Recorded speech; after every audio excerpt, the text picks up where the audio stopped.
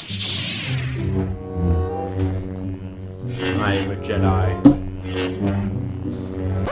I'm kidding, I don't like Star Wars that much. Don't hate me. Hey, what's up guys, Ample7 here, and today I'm bringing you the video, and in this video I'm going to be doing a summary on the second story in the newest Fazbear Frights book, Prankster, and that story is Kids at Play. Now, first off, I'm just going to say this story was okay. It wasn't excellent, but it wasn't terrible. I don't really want to waste any time. I'll just say the lore in this one is pretty decent, but anyway, let's just get started. So the main character of this story is Joel. Joel works at his father's business called D'Agostino's Nursery and Garden Center. I hope I'm pronouncing that right, but if not, I apologize. He had to work here every day and every summer since he was 14, and he absolutely hated it. Now he's 18, so it's been 4 years. Right now he was trying to leave work at 5:53, 7 minutes early, but his dad caught him and yelled at him, even going as far as to call Joel a screw-up. It's kind of rude, Dad, but whatever. So basically, Joel works at the family business, his father's business. His father doesn't treat him nicely, but is a very popular man. Already this sounds a lot like Michael Afton working at his dad's old business. And we know from the FNaF AR Fast Facts that before the missing children's incident, William was a very popular man. But the Immortal and the Restless show from Sis Location shows that William doesn't really care about Mike, which is the main reason Mike is so angsty and even bullies the bite victim, because the bite victim and Elizabeth get all the attention, but Mike is just ignored. Another way Joel seems to parallel Mike is in what happens next. Joel's dad decides to fire him, which is something that happens to Mike quite often. And one other interesting connection is that Joel and his father look very much alike. But anyway, even though Joel hates his job, it pays good and he needs money so he can skip town and go to LA after graduation, 2 months away. Joel is also in a band and he wants to become a model later on in his life and also get a music career. So he doesn't want to be fired and he argues with his father. It's also mentioned that in 67 hours, Joel gets paid about $1,000, and I did the math and found out that he gets paid nearly $15 an hour. Also, he keeps arguing with his dad until his dad literally rips off the name tag on Joel's shirt, leaving a hole in its wake, and his dad tells Joel that he's done with him and to just leave. So Joel gets in his pickup truck and starts driving. He's hoping he's ruining the gravel of the parking lot that his dad wanted to keep neat. Joel was driving down a road with a 30 miles per hour limit, but he was speeding. Some cars honked at him, but he didn't really care. He was just too angry. But then the truck hit something. Thinking it was a mailbox, he stopped the truck. But it wasn't a mailbox. It was actually a 3-foot tall neon green plastic child-shaped figure that held up an orange flag that read "Kids at Play."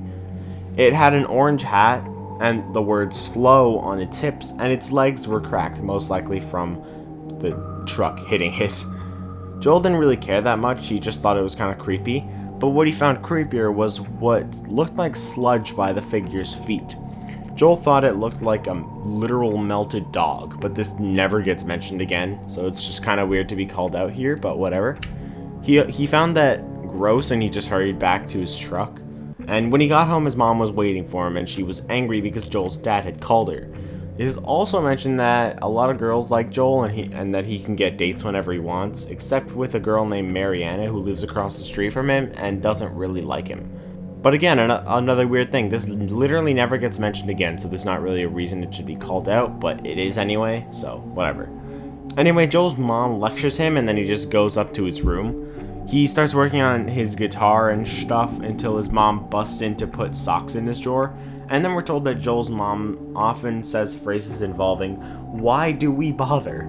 And then Joel starts thinking about how he doesn't care about the stuff that they bother doing, or the things that his mom thinks that she needs to say, "Why do we bother?" to. Because, like, he never asks for them. They just do it. Later, at dinner, Joel was able to convince his dad to let him keep working at the garden center until school ended. It's also mentioned that Joel's mom has been learning simple cooking so she could make dinner with as little ingredients as possible, and Joel thinks the food is just bland. I think this has solved FNaF lore for us, guys. So my idea for what this could mean for the lore is that what if this happened with Mike after the bite? Based on the age of certain characters in the Fazbear Frights series, namely Sergio and Pete, Mike seems to be 16 by the time of the Bite of 83. After that, William most likely hates him for what he's done, but legally he can't kick him out of the house until he's 18, which is a whole 2 years later. So maybe something in the game universe happens similarly to how it happens in this story, where Mike wants to leave the house as soon as possible, and he's counting down the days until he could finally leave. So Joel kept working. Also, Joel eats Fazbear Faz Crunch cereal every morning for breakfast, and this means we are truly reading a FNaF story, because it's Fazbear Faz Crunch cereal. Cereal. Again, this solves FNaF lore for us. Anyway, eating a cereal the next morning, he argued with his mom a bit about how he's sick of cereal, and his mom just didn't really care that much.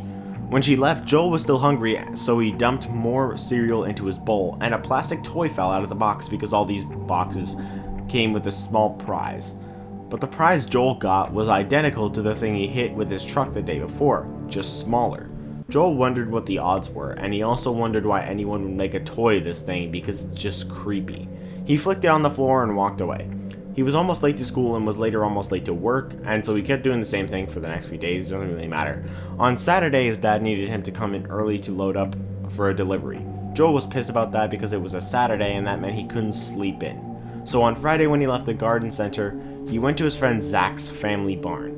When he got there, he asked Zach if the other members of the band were there yet, and their friend Evan wasn't there yet. Evan, huh? Interesting. This is the 4th time the name Evan has appeared in a Fazbear Frights story, and I wonder if Scott is a fan, or if he's just trying to hint at the name Evan being important through the reoccurrence of the name. Because it's theorized that the bite victim's name is Evan, which obviously isn't a fact, it isn't confirmed, but a lot of people do believe that, so maybe the reoccurrence of the name is just trying to tell us that the name is important. Also, another member of the band, Wes, had told Zach to wait for Evan to order pizza, and Joel's like, "Aw, man."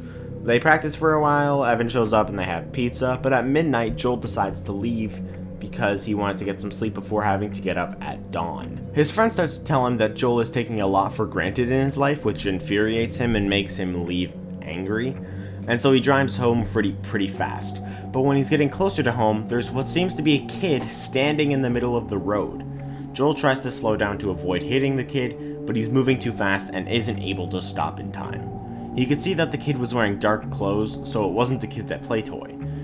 Joel questioned whether he should just get it out of the truck or not, but when he saw headlights coming up the road, he decided to just leave. That night, he kept thinking about the kid, and he couldn't sleep. He realized that he should go back and see if the kid was alive, because he was feeling guilty, but then he kept thinking and realized that it would just risk him getting arrested, which wouldn't be good for anyone. He didn't want to leave the kid there, but he did anyway.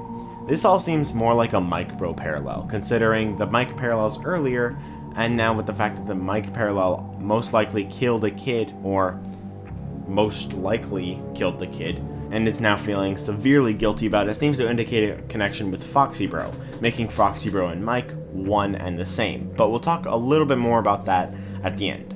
So eventually Joel is able to fall asleep. He wakes up at around 4:30 a.m. and gets ready, and the memory of what he did the night before came back to him, and he was like, "God damn it." Joel's dad suggested they go together today so they could stop for donuts. Joel didn't really care that much, but on their way there, Joel looked out the window and saw that a Kids at Play figure was at the edge of the sidewalk. He wondered if that was always there. Joel couldn't stop thinking of the kid in the ditch for the whole ride. He also saw another Kids at Play thing as they kept going. They arrived at the donut place Sally's. It was only nearly 5 and the shop opened at 6 a.m. Kinda sus. But Joel's dad had an arrangement with Sally that she would prepare 3 dozen donuts for every Saturday around 5. But for whatever reason, when Joel went to get the donuts, she wasn't there. He looked around the shop and saw that the donuts weren't ready. He was confused until he found her on the phone with someone. As it turns out, Sally's grandson Caleb had gone missing. Interesting. I wonder what could have happened. What happened was Caleb's mom found his bed empty around midnight the night before and hasn't seen him since. Joel couldn't be there, so he just said never mind the donuts and he's sorry to hear about Caleb. Then he left. He told his dad about it, who went inside to talk to Sally. It turns out Montgomery Gator is also the chief of police, and he's organized a search for Caleb. Joel's dad told Joel that they would only open the garden center for a little bit and then close to go help with the search. Joel was relieved to find out that no one saw what he'd done, but he didn't want to help with the search, but he had to anyway. So Joel and his dad went to the hardware store to get supplies to make signs and a command center. While they were there, Joel randomly started to hear like a tapping sound. He looked around for the source until he made his way to the front of the store and saw a Kids at Play figure positioned so that it looked like it was looking right at Joel through the window. He turned back around and thought nothing of it except that it was a little weird. But then he heard the clicking again, and he thought it sounded like footsteps from plastic feet. He ran away to the back of the store until he realized the footsteps were following him, and he ran right into his dad. When they left, Joel realized that the Kids at Play figure was for sale, meaning it was probably there when they got to the store, but Joel questioned why he didn't see it when he came in. Joel was happy to find out that his area to search was nowhere near the area where he'd hit Caleb, so yeah. Later, when he went to bed, he found that the Kids at Play figure that he got from his cereal box was on his bedside table. He starts wondering if his conscience was like haunting him for not going back and saving Caleb, but he couldn't because that would just end with him in jail, and obviously he doesn't want to go to jail. I mean, you and I both, but yeah, both of us have done things that make it so that we probably should go to jail. I mean, what? I've never done anything like that. Yeah, that was a joke.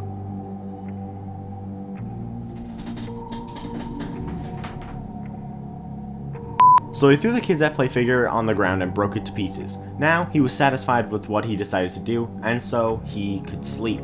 Later, he woke up at 2 a.m. on the dot. He just wanted to go back to sleep, but for some reason, he stood up. He didn't do it himself. It was as if he was being controlled, or like he was sleepwalking, but could see what he was doing. His joints didn't feel right. They felt like a wooden puppet on strings being forced to move a certain way by some like outside entity. He literally got dressed and walked out into the hallway. He went down the stairs and out the door. He walked down the street, and as he walked, his joints started sounding like rusting metal creaking. Then it started to sound like his bones were cracking, even though it didn't hurt him at all. Soon enough, Joel realized that his body was taking him to where he had hit Caleb. When he finally made it to the ditch where Caleb landed after Joel hit him, Joel expected to be able to finally know whether Caleb was alive or not, but he still couldn't move, and his body didn't turn to look. Suddenly, he started feeling a pain in his teeth and his mouth opening. He then started to feel small hard pebbles were falling out of his mouth, but it was actually his own teeth falling out. A tooth fell down his throat, and Joel could feel himself choking, but he couldn't actually physically choke or get the tooth out because he had no control. But then suddenly, Joel's hair started falling out. Then his eyes fell out. Then his fingers fell off. Then his whole hands fell off. Then he felt something inside him putting pressure on his insides like a ball or a balloon inflating inside of him. Then his skin came off, like all of his skin, every layer of his skin. And then he literally just died. He just died. Then we got the Chief Montgomery going to the area where Joel had hit Caleb. When he made it there, he found one of the Kids at Play figures there, but it was kind of mangled.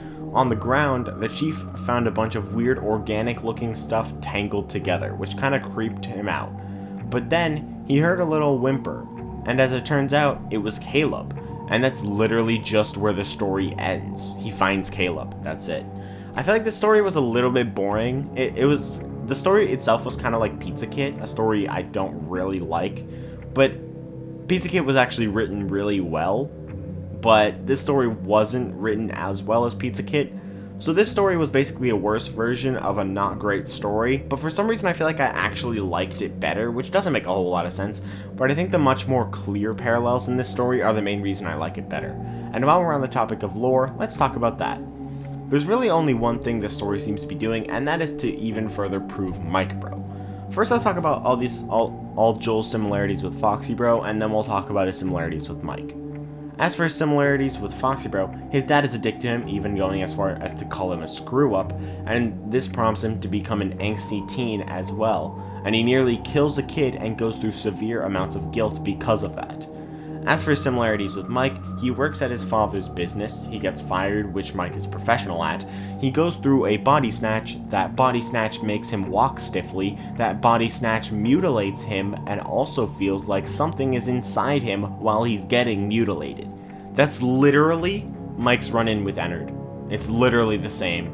There's barely anything different except that stuff, his limbs fall off and stuff. That doesn't happen in the game, but like, I mean, Michael in this Dislocation Custom Night, like 8-bit cutscene, I mean, he doesn't have any hair. Ah, look at the top of his head! So, there's that. And he also doesn't actually die. But everything else is the same. Everything else is the same. That's it. Everything else is the same. So if this doesn't prove Mike bro, I don't know what does, honestly. But anyways guys, I hope you all enjoyed this video. If you did, then please do leave a like on the video and smack the subscribe button. Comment down below Dorito Chocolate Chungus if you've made it this far, and I'll see you in the next video. Stay tuned for my summaries on the final story in the book titled Find Player 2, as well as a summary on the final epilogue of the Fazbear Frights series.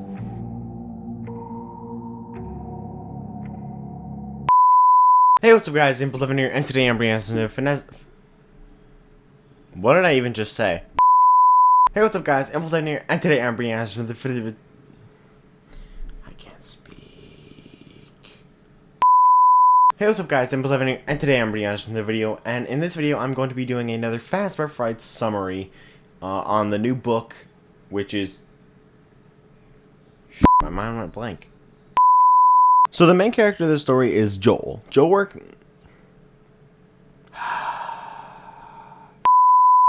So if this doesn't prove Mike Bo,